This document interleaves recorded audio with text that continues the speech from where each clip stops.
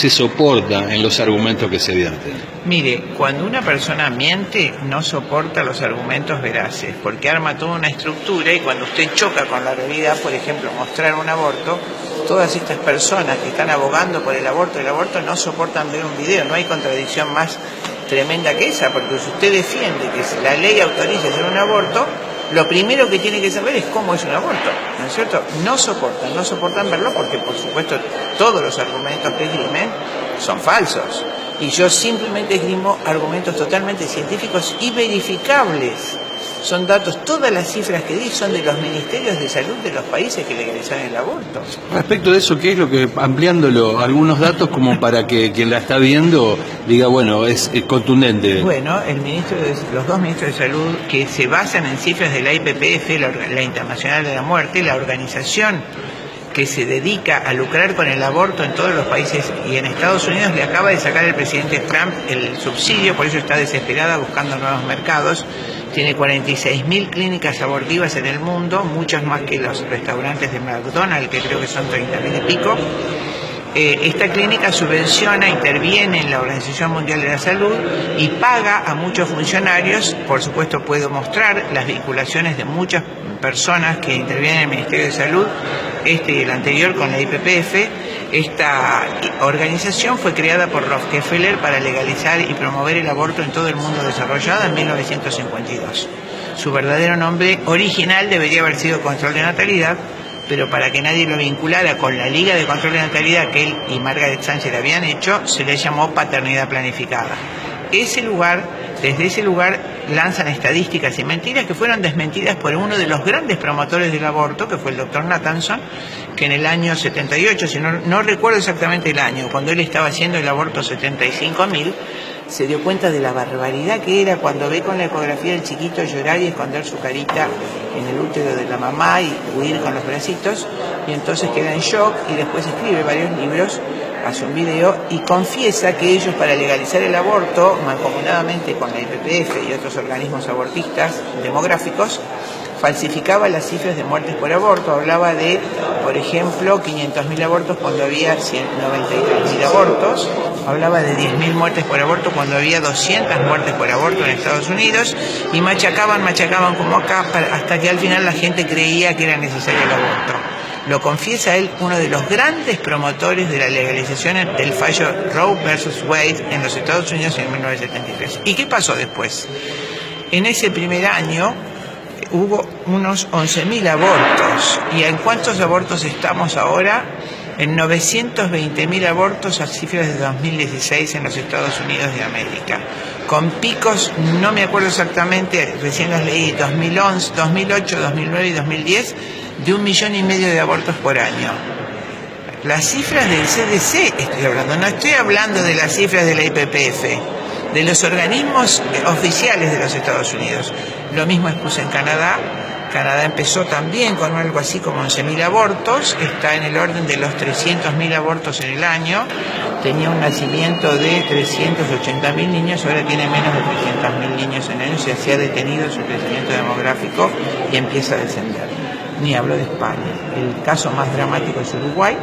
Uruguay legalizó el aborto en el 2012. En el 2013 tuvo 7.000 abortos. Él denuncia que tenía 6.000 abortos clandestinos en el 2012. En el 2013 tuvo 7.000 y pico de abortos. En el 2014, 8.000 y pico. En el 2015, 9.000 y pico.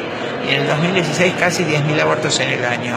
Es un aumento dramático de las cifras de aborto, y el 99% de las mujeres que lo hicieron no invocaron ni violación, ni malformaciones del feto, ni problemas de salud, simplemente por propia voluntad. Está en las estadísticas del Ministerio de Salud de Uruguay.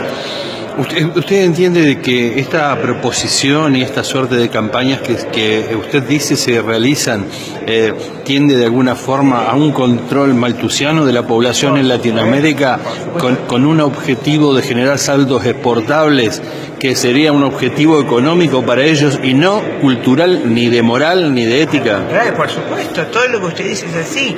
Esto se llama política malthusiana y darwinista. Lo ha enunciado claramente Rockefeller, lo ha enunciado claramente Margaret Sanger, la creadora de la IPPF. A ver si nos entendemos. La creadora de la IPPF dice: las personas con menos capacidades, pobres o disminuidas, son un lastre para los sectores superiores de la sociedad. Más hijos para los más capacitados, menos hijos para los menos capacitados. Esa mujer hace la Liga de Control de Natalidad en Estados Unidos, obliga a 27 estados Rockefeller a hacer eugenesia obligatoria antes de la Segunda Guerra Mundial. Cientos de miles de familias fueron esterilizados por esta Liga de Control de Natalidad, y esta mujer es la que hace la IPPF para tener un control de natalidad sobre los países dominados. Ella hace la primera clínica de abortos para negros en Estados Unidos y dice, justamente para que los negros no sospechen, dice manejar la clínica con comadronas y ministros negros.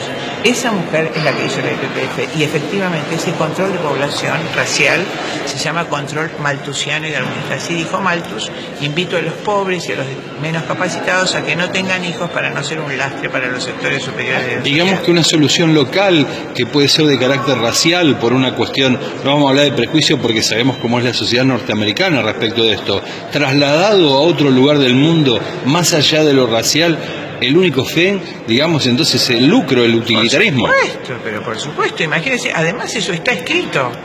Es justamente Henry Kissinger, que fue secretario de Estado del presidente Richard Nixon, quien en 1974 eleva un informe al presidente de los Estados Unidos que se llamó Implicancias del crecimiento poblacional para la seguridad de los Estados Unidos y sus intereses de ultramar, más conocido como informe Kissinger, que dice que en el siglo XXI Estados Unidos carecerá de los minerales necesarios para su industria, pues los habrá consumido a lo largo del siglo XX, que esos minerales ya sean inexplotados en los países en vías de desarrollo. Si esos países alcanzan un crecimiento poblacional importante, dice Kissinger, será inevitable su desarrollo industrial, desarrollo que debemos evitar a toda costa para que no consuman los minerales necesarios para los Estados Unidos de América.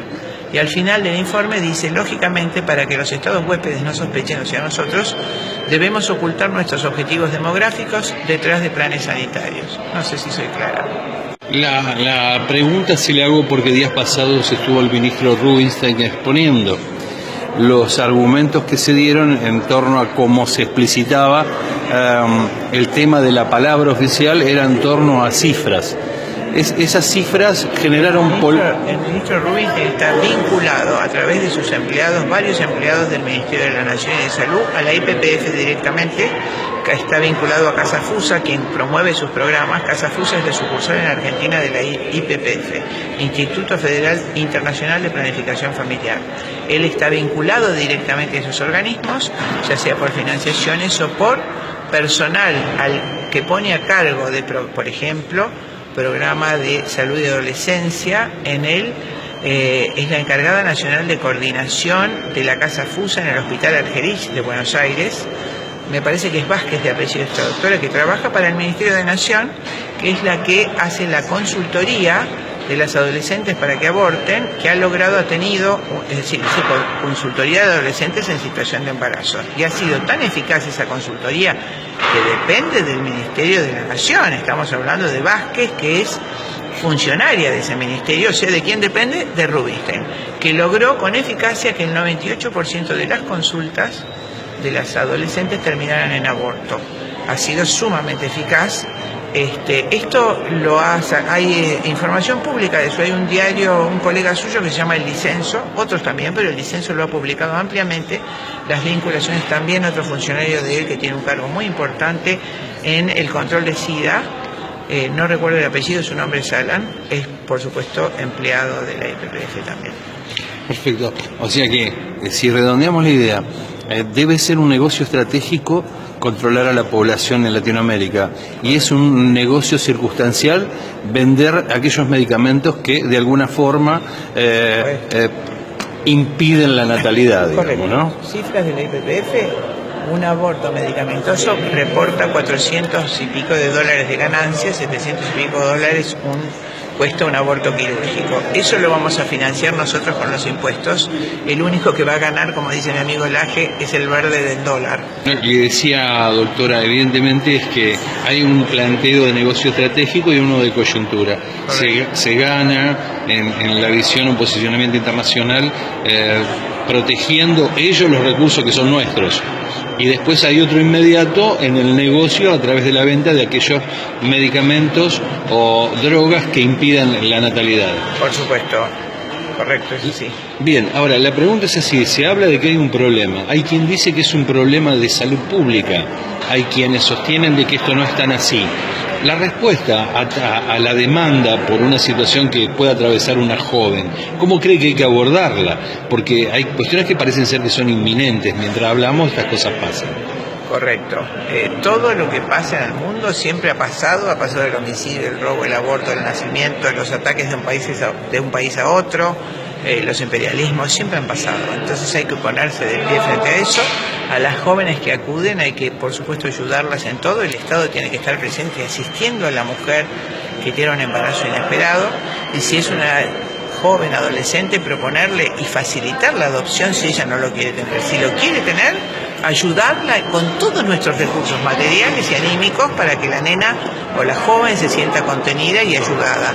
Y además, si no quiere tenerlo, darlo en adopción. Tenemos miles de familias que están hace años esperando bebés para adoptar y no pueden hacerlo porque la dificultad de la ley hace que miles de niños bebitos roten y rueden por hogares, por orfanatos antes de ser adoptados. Entonces, facilitar las leyes de adopción, contener a las nenas, que de manera tal que en nuestro país nunca una mujer piense ni siquiera como recurso el aborto, porque tenga todos los medios. Y para que esto ocurra, también hay que hacer una educación real, no esta falsa educación sexual que se está haciendo en los colegios, donde se les dice a los nenes que el sexo es un juego, que deben disfrutar del sexo a los 4, 5, 6, 7, 8 años, un disparate.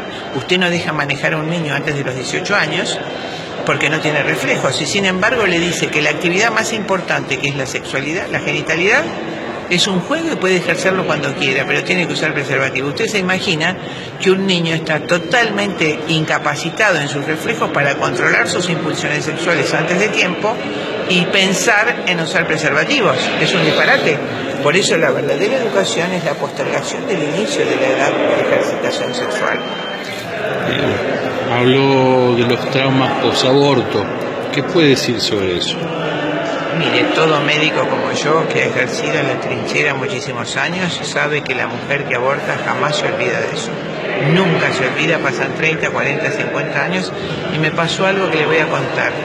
Estuve hace poco en el sur, en San Luis, un periodista encantador, grande, neutro, no sabía, me dice, pero ¿qué pasa? Que todos los medios están hablando monolíticamente del aborto, hay algo que sospecho, hay algo que no sabemos. Él solo, un hombre grande. Bueno, expliqué todo esto, lo que a usted le acabo de explicar, y expliqué, me preguntó, ¿cuál es el daño del aborto? La mujer nunca lo olvida, y se puso a llorar y me dijo, yo hice un aborto con mi mujer hace 30 años, y la semana pasada le pregunté a mi mujer, y me dijo que había sufrido todos estos años y no me había querido decir nada. Es lo más horrible que hice en mi vida. Le agradezco por su información. Esta es la verdad sobre el aborto. ¿Hay trabajos científicos sobre eso? Sí, le puedo citar la Sociedad de Psiquiatría Británica, la British Society.